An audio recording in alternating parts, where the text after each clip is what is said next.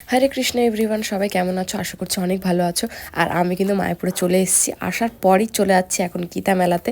তো বুনু আর লক্ষ্মী মিলা আগে আগে যাচ্ছে, আমি দিদা পিছন পিছন যাচ্ছি। আর রাস্তায় যে পরিমাণে জ্যাম ছিল সেগুলো কাটিয়ে আমরা সকলে মিলে, রিয়া, বৃষ্টি, লক্ষ্মী, বুনু, আমি সবাই মিলে এখন যাচ্ছি মন্দিরের দিকে। আর মন্দিরের এখানে এসে দেখছি এত পরিমাণে ভিড়, দেখে তো আমি হাঁ হয়ে গেছি। অনেক ভিড় ছিল। তো মন্দিরে দর্শন করে এখন আমরা যাচ্ছি গীতা মেলার দিকে।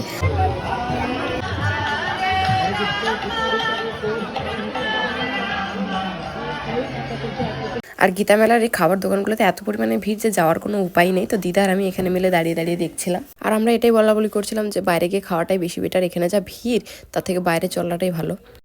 তারপর এদিকে এসে দেখলাম যে এরা সেলফি তুলছে, তো আমি চলে গেলাম গ্রিন রুমে, কারণ আমার আজকে স্টুডেন্টগুলো নাচ ছিল। তো আমাকে আগে থেকেই বলেছিল, তো আমি এখানে এখন এসেছি। এসে এদেরকে একটু যারা রেডি হয়নি তাদেরকে রেডি করে দিচ্ছিলাম। আর এদেরকে যেটা রথের সময় নাচ করিয়েছিলাম সেই নাচটাই করাচ্ছে, কারণ যেহেতু আমি এতদিন ছিলাম না, তো নতুন করে কোনো নাচ শেখানো হয়নি। তো বাইরে এসে দেখছিলাম যে আরও সব বাচ্চারা নাচ করছে। তো 5 জনের পর এদের নাম আছে, তো এদের হয়ে যাওয়ার পরে তারপরে আমার স্টুডেন্টগুলো উঠবে।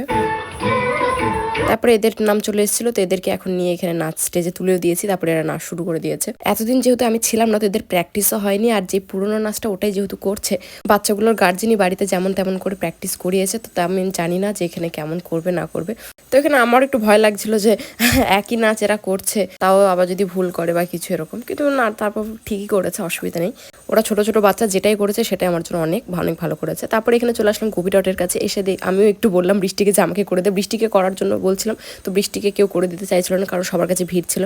তো বললাম আমি তোমাকে করে দিচ্ছি, তো ও আমাকে করে দিচ্ছিল এখানে। তো করে দেওয়ার পরে এখানে আরও সবাই বসেছিল করানোর জন্য। তারপরে বৃষ্টি আবার শুধু আমাকে একা না, আমার স্টুডেন্টগুলোকেও সব কটাকে করিয়ে দিয়েছে এখানে বসে বসে।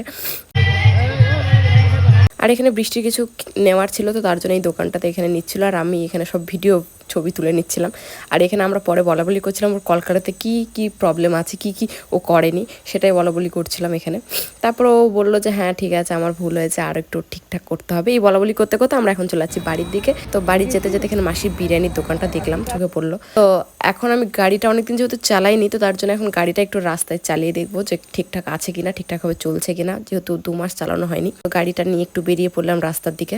আর সকলের যদি ভিডিওটা ভালো লাগে তো অবশ্যই লাইক করে দিও, আর পেজে নতুন হলে ফলো করে দিও। আজকে আমাদের ভিডিওটা এখানেই।